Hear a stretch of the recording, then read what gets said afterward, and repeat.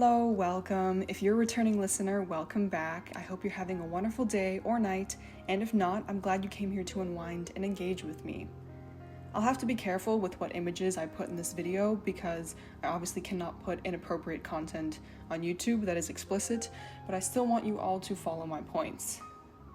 I will likely be having a part 2 or even a part 3 for this kind of video and this kind of topic, so stay tuned for that. In this video, I'll give you 3 reasons why pornography is probably making you depressed and 3 things you can do about it. As you can tell, I am a woman narrating this video. Pornography and the harmful effects of sexual liberation affect both men and women, the performers in these videos and the consumers. It is assumed that men watch a lot more pornography than women do, but I'm not sure how fair this assumption is.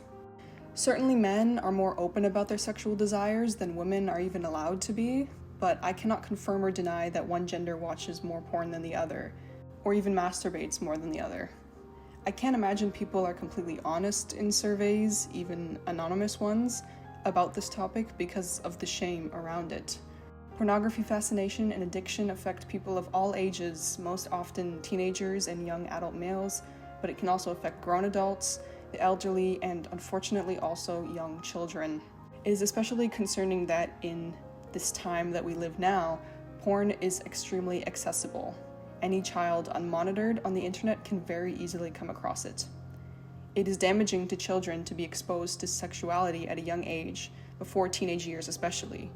Whatever your age might be, I want you to know that you are not alone and that it is not your fault you are fascinated by watching naked people do things to each other. It is a natural biological fascination and desire to want to be intimate with other people and to watch it happen. It is a very exciting thing to do, but you have to realize that you are more than just your biology. Human beings have always loved voyeurism or watching people have sex because it is visually pleasing and plays out our fantasies and lets us escape reality for a few minutes. If you are under 18 watching this video, I don't strongly suggest that you keep watching because this video might overwhelm you and might not be right for you. It is your prerogative to continue watching if you think this video might be of assistance to you, but if you're under, say, 16 years old, I recommend going to a parent or just an older family member or an adult you trust to express your pornography problem. You are not on this journey alone, and this affects a lot of people, probably even people you are close to, and they just don't talk about it. If you are a teenager or even younger and are experiencing preoccupation with pornography, this might severely damage your development, and I'm serious about this. This is not something to laugh about. If you talk to an adult you trust, I promise you they are just going to be concerned that someone of your age is consuming this content. Remember that whoever is close to you and you trust has your best interest in mind. If you'd like to keep watching, here are 3 things that are harmful about pornography, and then I will tell you 3 solutions you can implement into your life. Reason number 1. Watching pornography and pleasuring yourself to it is rewarding yourself for doing nothing. Porn is a vice, like smoking or eating junk food. I could get into the Christian teachings of the sins of sloth and lust, but I think in this video I won't get that religious and instead make this video for anyone who is struggling with pornography, whether the shame you feel is religious or not. The thing about world religions, the majority of them, they demonize sexuality.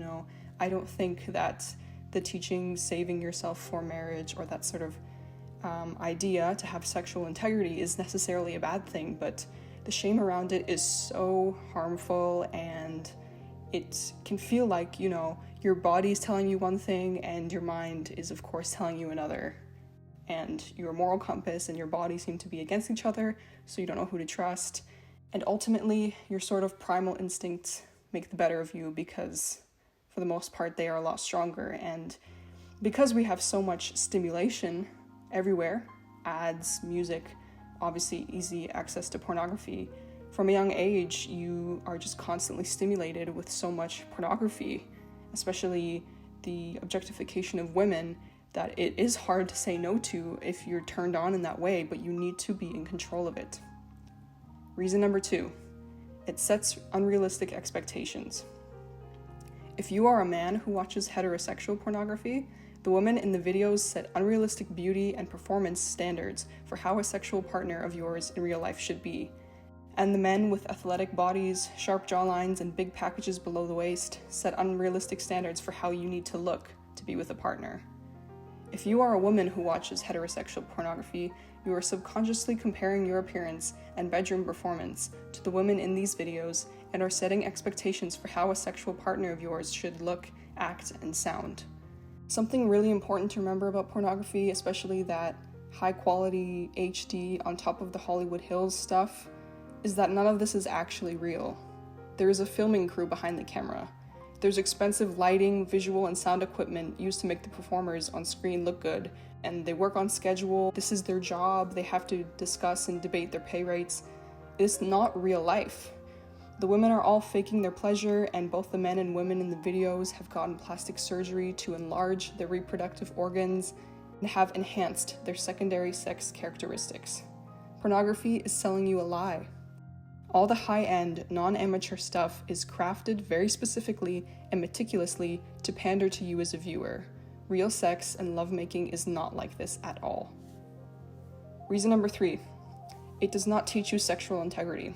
Whether you are gay, straight, bisexual, attracted to everybody, or only attracted to people you have already known for a while, it is important that you learn sexual integrity. Promiscuity and sleeping around is not productive for anyone. It may feel good in the moment, but it does make you feel weird, gross, and detached from others afterwards. Pornography, of course, does not teach you the principles of sexual integrity and what the act really means and does to you, besides the possibility of pregnancy. No matter who you may be intimate with, there is always a risk of sexually transmitted diseases or infections, and the possibility of sexually transmitted demons. Okay, as a Christian, I do believe in soul ties and how they bind people together who have had sex, but if you are not Christian, just consider the following. Because of how intimate the act of sex is, your energies are transferred and exchanged with whomever you're sleeping with. This may sound like some voodoo nonsense, and I hear you, but I promise you this does make sense. If you are a virgin and you have never been intimate with any other person before, just think about how you feel after pleasuring yourself to some porn. Do you feel fulfilled maybe the first few times? How about after a few days go by of you doing this consecutively? Do you not feel kind of empty, detached, and whatever connection you had while touching yourself to this person on a screen, it feels very shallow? If you have not hit this depressive, rock bottom-like state of feeling yet, you will. Men or women, if you become dependent on pornography or you watch it often, I guarantee this will happen. Human beings are not built for this extreme level of stimulation, like I mentioned before, being fed to us this easily. It makes us lazy and it makes us see people as objects every time we leave the house. We cannot give pornography power and control over us. If this sounds like a lot, it is. If you're like me and was influenced by society and quote-unquote modern love culture, that masturbation is always okay and everyone watches porn so it's fine, you know that hearing how wrong it actually is can be shocking and frightening to hear. Here are 3 things you can do about it. Number 1, being aware and taking responsibility. If you have clicked on this video and made it this far in, congratulations, you've taken the first step. You are acknowledging that there is a problem and that you want to do something about it. This is a wonderful first step and you should be proud. Either you searched for this video or it was recommended to you because your YouTube algorithm knows what's up. Now you have to take responsibility. Say this out loud to yourself. Repeat this in your own head or write it down or do all of those things. I have made choices that were not of service to me and actually made my life worse. Now is the time to change. There is no better time to change my life than right now. I'll repeat this again. I have made choices that were not of service to me and actually made my life worse. Now is the time to change. There is no better time to change my life than right now. Congrats, you are now self-aware of your problem and acknowledge that you are in the driver's seat of your own life and can change things. This is a big first step. Now, number 2 of what you can do about this. Stop watching porn. You're gonna laugh at me hearing me say this, but you do need to be more than just aware of the problem. You need to take action. You need to start replacing your behaviors with more productive, or at least less destructive activities. If your end goal is to just consume less pornography, that's great. That is a realistic goal. If your end goal is to never watch pornography again, wonderful. I also believe this is possible. You need to now be aware of your triggers and temptations. By triggers, I mean what is the situation you are in and when is it most common for you to be in the mood for pornography? Is it when you are home alone, although I doubt almost anyone is in quarantine right now? Is it early in the morning? Is it late at night when everyone else is asleep? Is it when you are in the bathroom and you start thinking about it? Is it a certain artist's music that has you reaching for your phone and your earbuds? What TV shows do you watch? What level of dirty jokes do you make with your friends? Now is the time for you to become aware of all these things and maybe even start to write them down. I always like writing things down because I feel like once my thoughts leave my head, they are outside of me and now in God's hands.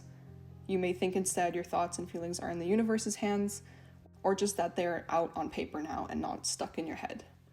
Now that you've written those triggers down, you can now see them plainly and clearly. Take a good look at this list. Which triggers are you in control of? What can you change? Once you've had a good enough moment spent analyzing these things, you can write down under that what you are now going to do about it. Remember, if you are worried about someone finding this sheet of paper, you can always hide it, rip it up after, or instead type this on your phone and keep it behind a passcode. No one needs to know about this but you. Your no-fap journey is solely for your own success. You are stronger than the visually appealing people and images you see online. You can and will overcome the desperation to watch porn, but I cannot promise you all the temptations will go away. You will just have to get better at switching one behavior for something else.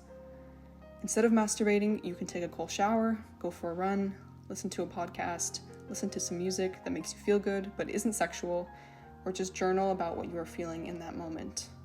Do something different. Get excited about this new activity instead of getting excited to look at naked men and women. Lastly, my third and final advice for overcoming addiction or dependence to pornography. Search online for forums, articles, and communities of people going through the same thing. This is a very common issue, you have no idea. You are absolutely welcome to use the comment section of this video to share your experiences, but you can find like-minded people in other corners of the internet as well. I'm sure there's even in-person support groups, probably moved online now because of COVID, that are like AA and where you and others can get together to discuss your difficulties with porn and find solutions. Now, I would recommend watching the British TV show Sex Education. However, if this might be too tempting for you right now, push this back for a later time. It is a very educational show, so this is why I recommend it. Sex Education is exactly what the title suggests, a very informative and inclusive show that tackles pretty much every single possible issue or situation about sex in the world of modern love and adolescence. If you are out of high school like me, this show may not be so relatable to your current experiences, but more so make you nostalgic of your past as a teenager when you were first understanding your sexuality. This show does have nudity and other graphic scenes, however, so if you are under 18 and listening to this video right now, I would not recommend you go watch Sex Education until you are at least, I would say, 14 years old. This show is not for everyone. This show that I watched twice all the way through was really helpful for me to understand that literally every question or concern I had about sexuality and pornography is really, really common and normal.